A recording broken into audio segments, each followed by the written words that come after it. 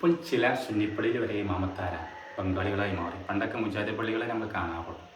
അവർ ഇമാമത്തുന്നത് കൊണ്ട് പ്രശ്നമൊന്നുമില്ല. എന്നാൽ ചില കാര്യങ്ങൾ ശ്രദ്ധിക്കണം. മലയാളികളായ ചില ഇമാമന്മാർ ശ്രദ്ധിക്കണം.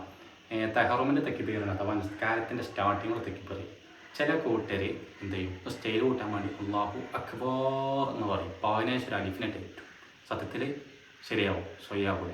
എന്താ അർത്ഥം? അള്ളാഹു ചെണ്ടകളാണെന്ന് അർത്ഥം. ചെണ്ടകളാണെന്ന് അർത്ഥം. ഈ കൂട്ടരുണ്ട്. ആ കൂട്ടരോട് നിന്ന് തുടരാൻ പാടില്ല. മറ്റു ചില കൂട്ടരുണ്ട് അല്ലാഹു അക്ബർ അറിയും. അള്ളാഹു താമസയ്ക്ക് ഒരു മത്ത് കൊടുക്കും. അല്ലാഹു അക്ബർ ആണോ? മറ്റു കൂട്ടർ അല്ലാഹു അക്ബർ എന്ന 2 കലിമത്തിനിടയിൽ മുതഹരിക്കായ വാവിനെയോ സുക്കൂണ വാവിനെയോ ഏറ്റവും. എങ്ങനെ? അല്ലാഹു അക്ബർ അക്ബർ. ഇതും തെറ്റാണ്. ചില കൂട്ടർ അള്ളാഹു താമസയെ കളയും, അല്ലാഹു അക്ബർ. ചില കൂട്ടർ അക്ബർ താമസയെ കളയും, അല്ലാഹു അക്ബർ എന്ന് പറയും. ഈ രൂപത്തിലൊക്കെ തെറ്റായ രൂപമാണ്. ഇവരെ തുടരാനേ പാടില്ല. മനസ്സിലായോ? പിന്നെ ശരിയായ രൂപം അല്ലാഹു അക്ബർ. അള്ളാഹു ഏറ്റവും വലിയവനാണെന്ന് അർത്ഥം. നിസ്കാരം എന്ന് പറഞ്ഞാൽ തന്നെ ശറഅയിൽ എന്താ? തക്ബീർ കൊണ്ട് തുടങ്ങപ്പെടുന്നതും സലാം കൊണ്ട് പൂർത്തിയാക്കപ്പെടുന്നതുമായ പ്രത്യേകമാക്കപ്പെട്ടതായ ചില കോഡുകൾക്കും ഫിഅലുകൾക്കുമാണ് എന്ത്? ശറഅി നിസ്കാരം എന്ന് പറഞ്ഞാൽ.